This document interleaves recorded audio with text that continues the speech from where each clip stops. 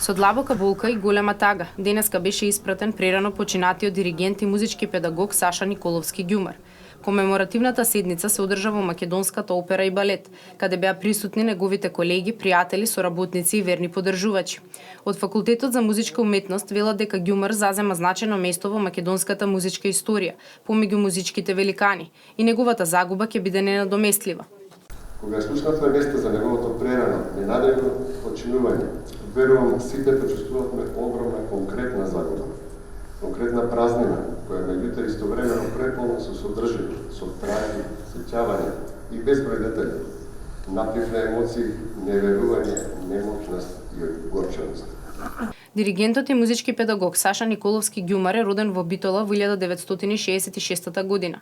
По завршувањето на средното образование се запишува на електротехничкиот факултет во Скопје, но го напушта за да се занимава со музика. Се запишува на Факултетот за музичка уметност на одсекот за музичка теорија и педагогија и дипломира како најдобар студент на генерацијата.